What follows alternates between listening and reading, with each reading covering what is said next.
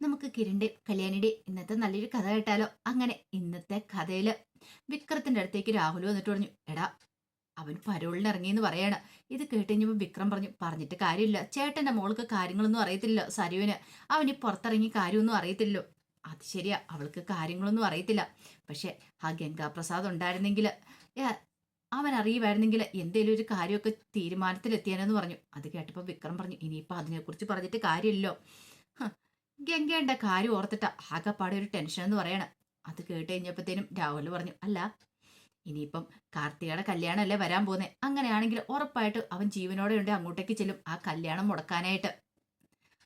ഇത് കേട്ടതും വിക്രം പറഞ്ഞു, അല്ല ഈ പറയുന്ന ഗംഗേട്ടന് കാർത്തികനെ തട്ടാനായിട്ട് അങ്ങോട്ട് പോകുന്ന എനിക്ക് തോന്നുന്നില്ല. മിക്കവാറും ആ ചെക്കന്റെ പിന്നാലെ ആയിരിക്കും, കാർത്തിയെ കെട്ടാൻ പോകുന്ന ചെക്കന്റെ പിന്നാലെ ആയിരിക്കും. അല്ല അവനിത് എന്തിന്റെ സൂക്കേടാന്നാ, ഇത്രയും ഭീഷണിയുള്ള ഒരു പെണ്ണിനെ കെട്ടേണ്ട കാര്യം വല്ലതും അവനുണ്ടോ? രാഹുൽ പറഞ്ഞു, സമയം എടുക്കുമ്പോ ഇങ്ങനെ ഓരോ തോന്നാബുദ്ധികളൊക്കെ തോന്നൂടാ, അതുകൊണ്ട് അവൻ ഇങ്ങനെയൊക്കെ തോന്നിയിരിക്കുന്നേ. ഇനിയിപ്പം നമ്മൾ അതിനെക്കുറിച്ചൊന്നും പറഞ്ഞിട്ട് കാര്യമില്ല. എങ്ങനെയെങ്കിലും അവൻ ഇങ്ങോട്ടേക്കും തിരികെ വന്നാൽ മതിയായിരുന്നു. ഗംഗാപ്രസാദ് അവൻ വരുവാണെങ്കിൽ നമുക്കൊരു സപ്പോർട്ടായിരുന്നു പറഞ്ഞു. അപ്പോഴേക്കും അവരെ നോക്കാനുണ്ടായിരുന്ന വാർഡൻ അങ്ങോട്ട് വന്നിട്ട്, ചെന്താട രണ്ടുപേരും കൂടെ ഇവിടെ ഒരു കുശൂശിപ്പം പുതിയ തന്ത്രം വല്ലതും മെനയുവാണോന്ന് ചോദിച്ചു. അത് കേട്ട് കഴിഞ്ഞപ്പോഴത്തേനും രാഹുൽ ചോദിച്ചു, അല്ല ആ പോയവനെപ്പ തിരിച്ചു വരുമെന്ന് ചോദിക്കുകയാണ്. മനോഹറിനെ കുറിച്ചാ ചോദിക്കുന്നേ. ആഹാ, എനിക്കറിയായിരുന്നു നിങ്ങൾ അവനെ കുറിച്ചായിരിക്കും ചർച്ച ചെയ്യുന്നതെന്ന്. എന്താടാ അവൻ തിരിച്ചു വരാൻ നിനക്കൊന്നും ഉറക്കം വരത്തില്ലേന്ന് ചോദിച്ചു. അവന്റെ കാര്യം ഓർത്തിട്ടാന്ന് തോന്നില്ല ഉറക്കമില്ലാത്ത. അത് കേട്ടപ്പോ രാഹുൽ പറഞ്ഞു, എന്നാലും എന്റെ സാറേ, വിക്രം പറഞ്ഞു, എനിക്കായിരുന്നു പരോള് കിട്ടേണ്ടിരുന്നേ, പിന്നെ നിനക്ക് പരോള് കിട്ടേണ്ടിയിരുന്നു പോലും, മിണ്ടാതെ അവിടെ അടങ്ങിയിരിക്കടാന്ന് പറഞ്ഞു. രാഹുൽ പറഞ്ഞു, സാരയില്ല സാറേ, അവൻ പുറത്തിറങ്ങിയാലും വേറൊരുത്തും പുറത്തുണ്ടല്ലോ, ഗംഗാപ്രസാദ്. അതേടാ, ഇനിയിപ്പം പുറത്തു പോയവന് ഇങ്ങ് തിരിച്ചു വന്നോളൂ. പിന്നെ ഒരുത്തൻ എല്ലാവരുടെയും കണ്ണ് പിടിച്ചിട്ട് പോയിട്ടില്ലേ, അവനെ എങ്ങനെ അകത്ത് കൊണ്ടുവരുമെന്ന് ഓർത്തിട്ടാ ഞങ്ങൾ ഇരിക്കുന്നത്, അവനെ എങ്ങനെ കൊണ്ടുപോകുന്ന ഓർത്താ ഇരിക്കുന്നേ. കണ്ടു, അവന് ഉറപ്പായിട്ടും ഇങ്ങോട്ടേക്ക് കൊണ്ടാതിരിക്കാൻ പറ്റില്ല എന്ന് പറയണം. അത് കേട്ടപ്പോ രാഹുൽ പറഞ്ഞു, എന്റെ പൊന്നു സാറേ, അതിന് ഗംഗയെ പിടികൂടാൻ പറ്റുമെന്ന് തോന്നുന്നുണ്ടോ? എടാ ഇനിയിപ്പൊ അവനെ പിടികൂടി ഇങ്ങോട്ട് കൊണ്ടുകൊണ്ട് വരാൻ പറ്റിയില്ലെങ്കിലും അവനെങ്ങാനും കാണുവാണെങ്കിൽ ആ തൽക്ഷണം തന്നെ വെടിവെച്ച് തീർക്കാനായിട്ട് ഉത്തരവുണ്ടായിരിക്കുന്ന സർക്കാരിന്റെ. അത് കേട്ടപ്പോൾ വിക്രം രാഹുലിനെ നോക്കി. വിക്രം പറഞ്ഞു, കൊള്ളാലോ സാറേ, പിന്നല്ലാതെ അവനെ പോലെ ഒരു കൊടും ക്രിമിനലിലേക്ക് എന്ത് ചെയ്യണോടാ, പോയിട്ട് പോയിച്ചിവിടെ വെച്ചോണ്ടിരിക്കണോ? രാഹുൽ പറഞ്ഞു, സാറേ അവന് ഈ കാര്യങ്ങളൊക്കെ അറിഞ്ഞാണ്ടല്ലോ, ദേ സാറും ഒന്ന് സൂക്ഷിക്കാൻ നല്ലതാ. സാറിന്റെ വീട്ടിൽ കയറി ചിലപ്പോൾ അവൻ പണി തരൂന്ന് പറയണം. എടാ അതിന് ഞാൻ അവനോട് ദ്രോഹമൊന്നും ചെയ്തിട്ടൊന്നുമില്ല. വിക്രം പറഞ്ഞു, അവൻ ഇങ്ങോട്ടേക്ക് വരട്ടെ, ഗംഗ ഇങ്ങോട്ടേക്ക് വരുവാണ്, ഉറപ്പാണ് ഞങ്ങൾ ഈ കാര്യങ്ങളൊക്കെ പറഞ്ഞു കൊടുക്കുമെന്ന് പറയാം. പിന്നെ പറഞ്ഞു കൊടുക്കും പോലും നീയൊക്കെ കാത്തിരുന്നു, മര്യാദയ്ക്ക് നിനക്കൊക്കെ ഇവിടെ നിൽക്കുവാണെ കൊള്ളാം എന്നും പറഞ്ഞിട്ട് വാർഡൻ അങ്ങോട്ടേക്ക് പോയി. ആ സമയത്ത് മനോഹർ പുറത്തിറങ്ങിയിട്ട് നേരെ ഒരു ബൈക്കൊക്കെ റെന്റിന് കൊടുക്കുന്ന സ്ഥലത്തേക്ക് എല്ലുവാണ്.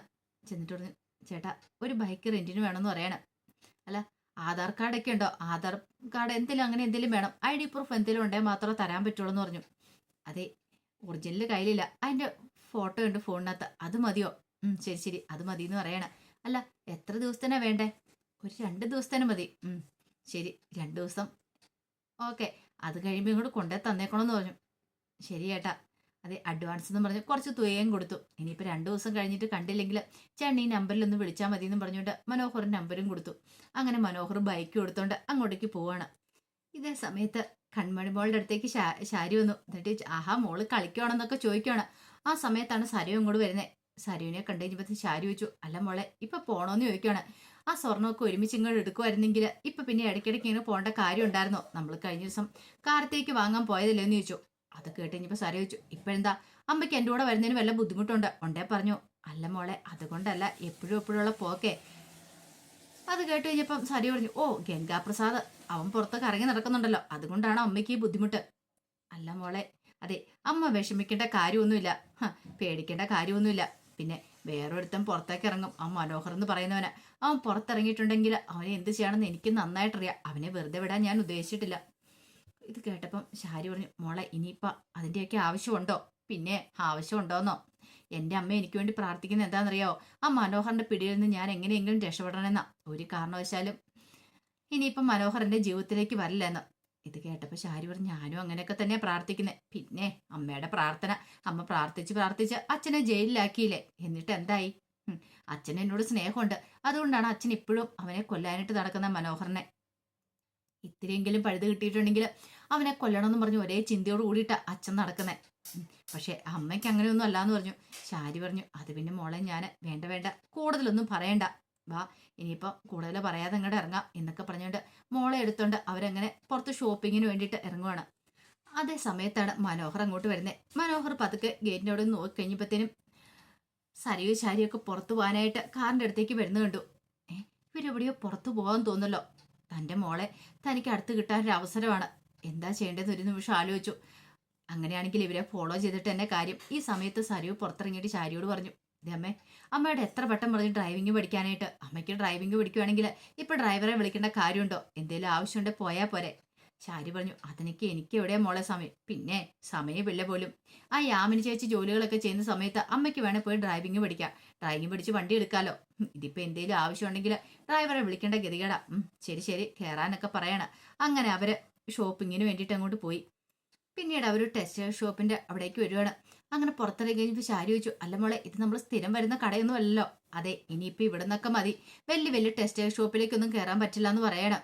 ഇത് കേട്ടപ്പോൾ ശാരി പറഞ്ഞു, അല്ല മോളെ, എനിക്കൊന്നും വേണ്ട, ഞാൻ പറഞ്ഞതേ ഉള്ളൂ. അത് കേട്ടപ്പോൾ ശാരി പറഞ്ഞു, ഞാൻ അമ്മയ്ക്കൊന്നും എടുക്കാൻ വേണ്ടി വന്നതല്ല, എനിക്ക് മോൾക്കും എടുക്കാൻ വേണ്ടി വന്നാ. ശാരി പറഞ്ഞു, എനിക്കുള്ള കിരൺ മോനെ കൊണ്ടു തന്നിട്ടുണ്ട്, എനിക്കത് മതി, അല്ലാതെ വേറൊന്നും മേടിച്ച് പൈസ കളയേണ്ട കാര്യമില്ല. മോളെ, ഇനിയിപ്പോൾ പൈസയൊക്കെ സ്വരൂപിച്ച് വെക്കണം, അറിയാലോ. ഒരു മോളാണെന്നുള്ള കാര്യം മറക്കരുത്. സാറിയ പറഞ്ഞ അതൊക്കെ എനിക്കറിയാം. അമ്മയുടെ കാര്യം നോക്കിയാൽ മതി, എൻ്റെ കാര്യം നോക്കാനായിട്ട് എനിക്കറിയാം. കയറി വാ, എനിക്ക് മോൾക്കുള്ളത് ഞാൻ എന്താണെങ്കിലും വാങ്ങിക്കും. അങ്ങനെയൊക്കെ പറഞ്ഞുകൊണ്ട് അവരകത്തേക്ക് കയറി പോവാണ്. ആ സമയത്ത് മനോഹർ അങ്ങോട്ടേക്ക് വരുന്നേ. മനോഹർ വന്ന് നോക്കി. ഷോപ്പിംഗ് മാളിലേക്കാണ് അവർ കയറി പോകുന്നത്. അങ്ങനെയാണെങ്കിൽ ഇവിടെ വെച്ച് തനിക്ക് തൻ്റെ കുഞ്ഞിനെ കാണാം എന്നൊരു ചിന്തയോട് കൂടിയിട്ട് മനോഹർ അങ്ങോട്ടേക്ക് വന്ന് കയറുവാണ്. ഇതേ സമയത്ത് കിരണും ഹരിസാറും ഒക്കെ സംസാരിക്കുന്ന സമയത്ത് വേലു അങ്ങോട്ടേക്ക് ചെന്നു. വേലു എന്നിട്ട് പറഞ്ഞു, അവന്റെ കാര്യോർത്ത് നിങ്ങളാരും വിഷമിക്കേണ്ട, അവനെ ഒന്ന് എനിക്ക് കിട്ടിയാൽ മതി, എൻ്റെ കൺമുന്നിൽ നിന്ന് കണ്ടാൽ മതി. നല്ല മൂർച്ചയുള്ള കത്തിയുണ്ട്, നല്ല എത്ര വലിയ തൊലിക്കട്ടിയുള്ളവരുടെ ദേഹത്ത് പതിഞ്ഞു കയറുന്ന കത്തി. ഞങ്ങൾ കാട്ടിൽ ആനയെ വരെ വീഴിക്കാനായിട്ട് ആ കത്തി ഉപയോഗിക്കും. കാരണം ആനയുടെ ദേഹത്ത് പോലും, അത്ര തൊലിക്കട്ടിയുള്ള ആനയുടെ ദേഹത്തേക്ക് പോലും കുത്തിയിറങ്ങുന്ന കത്തി അത്. അവനെ തീർക്കാനായിട്ട് അത് മതി എന്ന് പറഞ്ഞു. അത് കേട്ട് കഴിഞ്ഞപ്പോഴത്തേനും കിരൺ പറഞ്ഞു, അല്ല വേലു, അത്ര പെട്ടെന്നൊന്നും അവനെ പിടിക്കാൻ പറ്റില്ല, അറിയാലോ. കഴിഞ്ഞ ദിവസം രതീഷും വൈജും ഒക്കെ പറയുന്ന കേട്ടായിരുന്നു, ഹെൽമെറ്റ് ധരിച്ച് അവനിപ്പം നടക്കണേന്ന് തോന്നേ, അങ്ങനെ ഒരുത്തനെ കണ്ടിട്ടുണ്ടായിരുന്നു പോലും. അത് കേട്ട് കഴിഞ്ഞപ്പോഴത്തേനും വേലു പറഞ്ഞു, എത്ര വലിയ ഹെൽമെറ്റ് ധരിച്ച് അവൻ നടന്നെന്ന് പറഞ്ഞാലും അവൻ്റെ ശരീരത്ത് കുത്തിയിറക്കാനുള്ള കത്തി കാര്യങ്ങളെ കൊണ്ടാണ് ഞാൻ ഇപ്പോഴും നടക്കുന്നത്. എനിക്കൊരു സംശയം തോന്നിയാൽ മതി അവനാന്ന്, പിന്നെ ഞാൻ അവനെ തീർത്ത് കളയുമെന്ന് പറയണം. ഹരിസാർ പറഞ്ഞു, വേലു, അതത്ര എളുപ്പമുള്ള കാര്യമൊന്നുമല്ല, നിനക്കറിയാലോ. വേലു പറഞ്ഞു, എനിക്കറിയാം സാറേ, പക്ഷേ എങ്കിൽ അറിയാലോ, കാട്ടി വസിക്കുന്ന ഞാൻ എത്ര തന്ത്രങ്ങൾ അവൻ പയറ്റിയിട്ടുണ്ടെന്ന് പറഞ്ഞാലും അതൊന്നും എൻ്റെ അടുത്ത് നടക്കില്ല എന്ന് പറഞ്ഞു. ഹരിസാർ പറഞ്ഞു, അവനും കുഞ്ഞുനാളിലെ മുതൽ ഇതുപോലത്തെ ഓരോ വിദ്യകൾ കാണിച്ചുകൊണ്ട് നടക്കുന്നല്ലേ, എന്തൊക്കെ തന്ത്രങ്ങൾ പയറ്റിയിട്ടുള്ളവനാ, അതുകൊണ്ട് അവൻ്റെ മുന്നിൽ പിടിച്ചു വെക്കാൻ ഇത്തിരി ബുദ്ധിമുട്ടുണ്ടായിരിക്കും എന്ന് പറഞ്ഞു. വേലു പറഞ്ഞു, എത്ര ബുദ്ധിമുട്ടാണെങ്കിലും ശരി, അവനെ കൊന്നിട്ടാ ഞാൻ ഇവിടുന്ന് പോകത്തുള്ളൂ. എൻ്റെ മാമനെ കൊന്നവനല്ലേ അവനെ ഞാൻ വെറുതെ വിടുമെന്ന് തോന്നുന്നുണ്ടോ. അപ്പോഴേക്കും അവിടുത്തെ ജോലിക്കാരൻ ദാസും ചായയൊക്കെ ആയിട്ട് വരുവാണ്. അങ്ങനെ ചായയൊക്കെ വേലുവിന് അവർക്ക് കൊടുക്കുകയാണ്. പിന്നീട് വേലുവിനോട് പറഞ്ഞു, നിന്റെ ഭാര്യയ്ക്ക് സ്പെഷ്യൽ ചായ കൊണ്ടേ കൊടുത്തിട്ടുണ്ട്, കട്ടൻ ചായക്കകത്ത് നാരങ്ങ ഇഞ്ചിയൊക്കെ പിഴിഞ്ഞ് നല്ല ചായ, അത് കുടിച്ചിട്ടുണ്ടെങ്കിൽ വയറ്റുള്ള എല്ലാ പ്രശ്നങ്ങളും മാറും, ഒരുമാതിരിപ്പെട്ട പ്രശ്നങ്ങൾക്കൊക്കെ നല്ലതാന്ന് പറഞ്ഞു. അത് കേട്ടപ്പോൾ കിരൺ പറഞ്ഞു, നീ അധികം വൈകാതെ ദാസ, വേലുവിൻ്റെയും കല്യാണം കാണും, വേലുവിൻ്റെ അമലുവിനും കൂടെ. കാർത്തികയുടെ കല്യാണം കഴിഞ്ഞതിന് ശേഷം അതായിരിക്കും. അപ്പോഴേക്കും ദാസം പറഞ്ഞു, ഒന്ന് പറഞ്ഞാൽ മാത്രം മതി എന്ത് വേണമെന്ന്, വേണ്ട കാര്യങ്ങളൊക്കെ ഞങ്ങൾ ചെയ്തോളാം, ഞങ്ങൾ എല്ലാത്തിനും മുൻപന്തിയിൽ ഉണ്ടാവും എന്ന് പറഞ്ഞു. കിരൺ പറഞ്ഞു, അതിനധികം ആൾക്കാരൊന്നും കാണത്തില്ല, കാട്ടിലെ ആൾക്കാർ കുറച്ച് പേരെ കാണത്തുള്ളൂ, അവരെ വെച്ചിട്ടായിരിക്കും ഒരു ചടങ്ങ് മാത്രമായിരിക്കും നടത്തുന്നത്. മൂപ്പ് മരിച്ചിട്ട് ഇത്ര നാളല്ലേ ആയുള്ളൂ. പിന്നെ വേലു, ഒരു കാര്യമുണ്ട്, നീ എത്രയും പെട്ടെന്ന് തന്നെ നീ ഇങ്ങോട്ടേക്ക് വരണം, കുറച്ചാൾ ഇവിടെ വന്ന് മാറി താമസിക്കണം. അമലുവിന് അതൊരു മനസ്സിനൊരു മാറ്റം ഉണ്ടാകാനും കാരണവും, കാട്ടിൽ നിന്നിട്ടുണ്ടെങ്കിൽ അവൾക്ക് ചിലപ്പോൾ അച്ഛൻ്റെ ഓർമ്മകളൊക്കെ വരും. വേലു പറഞ്ഞു, അത് നടക്കുമെന്ന് തോന്നുന്നില്ല സാറേ, കാരണം അറിയാലോ, ആ കാടുമായിട്ട് ഞങ്ങൾക്ക് അത്രമാത്രം ബന്ധമുണ്ട്, പെട്ടെന്ന് അവിടെ നിന്ന് മാറുക എന്ന് പറഞ്ഞിട്ടുണ്ടെങ്കിൽ അതത്ര എളുപ്പമുള്ള കാര്യമല്ലോ എന്ന് പറയണ. കിരൺ പറഞ്ഞു, ഞാൻ പറയാനുള്ളത് പറഞ്ഞു, ഇനിയിപ്പം നിന്റെ ഇഷ്ടം എന്താണെന്ന് വെച്ചാൽ അത് നടക്കട്ടെ എന്ന് പറഞ്ഞു. ഇതേ സമയത്ത് ടെക്സ്റ്റൈൽ ഷോപ്പിൽ ഡ്രസ്സ് സെലക്ട് ചെയ്യുകയാണ് സരിയൊക്കെ. ആ സമയം മനോഹർ അങ്ങോട്ട് പാത്തും പതുങ്ങി വരുന്നേ. മനോഹർ നോക്കിക്കഴിഞ്ഞപ്പോഴത്തേനും മോള് ശാരിയുടെ കയ്യിലിരിക്കുന്നുണ്ട്. ഈ സമയത്ത് ഷാരി വന്നിട്ട് സരിയോട് പറഞ്ഞു, മോളെ നിനക്ക് വേണ്ടിയിട്ട് ഒന്ന് രണ്ട് സാരിയും കാര്യങ്ങളൊക്കെ ഞാനവിടെ സെലക്ട് ചെയ്തിട്ടുണ്ട്. അപ്പോഴേക്കും സരി ചോദിച്ചു, വിലയോ? വില കുറച്ച് കൂടുതലാന്ന് തോന്നുന്നത്. അതെ, അധികം വിലയുടെ ഒന്നും എനിക്ക് വേണ്ട. എനിക്കുള്ള ഞാൻ സെലക്ട് ചെയ്തോളാം. അത്ര വിലയുടെ എടുക്കാനുള്ള പാങ്ങും കാര്യങ്ങളൊന്നും എനിക്കിപ്പോൾ ഇല്ല. എൻ്റെ കൊക്കിൽ ഒതുങ്ങുന്നോ ഞാൻ എടുക്കുന്നുള്ളൂ എന്ന് പറയാണ്. പിന്നീട് സരി പറഞ്ഞു, അത് മാത്രമല്ല മോൾക്കും കുറച്ച് ഡ്രസ്സൊക്കെ വാങ്ങണം, ഒന്ന് രണ്ട് ഉടുപ്പുകളും കാര്യങ്ങളൊക്കെ വാങ്ങണമെന്ന് പറഞ്ഞു. ഈ സമയത്ത് ഷാരി എന്ത് ചെയ്തു, മോളെ അവിടെ കൊണ്ടുപോയി ഇരുത്തുവാണ്. ഇവിടെ ഇരിക്കാൻ പറഞ്ഞു കുറച്ച് കളിപ്പാട്ടമൊക്കെ കയ്യിലേക്ക് കൊടുത്തു. എന്നിട്ട് സരിയോട് പറഞ്ഞു, ബാ ഞാനും കൂടെ വരാം, നമുക്ക് ഒരുമിച്ച് സെലക്ട് ചെയ്യാന്ന് പറഞ്ഞിട്ട് അവരപ്പുറത്തേക്ക് നീങ്ങി. അപ്പൊ മോൾ അവിടെ ഇരിക്കുന്നുണ്ടല്ലോ. ആ സമയം മനോഹർ അങ്ങോട്ട് വന്നു, മോളെ നോക്കി, പിന്നെ മോളെ കോരി എടുക്കുവാണ്. മോളെ എടുത്തോണ്ട് അങ്ങോട്ടേക്ക് മാറി. മോളെ കുറെ ഉമ്മയൊക്കെ വെക്കുന്നുണ്ട്. കാരണം എത്രമാത്രം സന്തോഷമാണെന്ന് മനോഹറിന്റെ മനസ്സിലുള്ളെന്ന് പറയാൻ പോലും പറ്റുന്നുണ്ടായിരുന്നില്ല മനോഹറിന്. അത്രയ്ക്ക് സന്തോഷമായിരുന്നു മനോഹറിന്റെ ഉള്ളില്.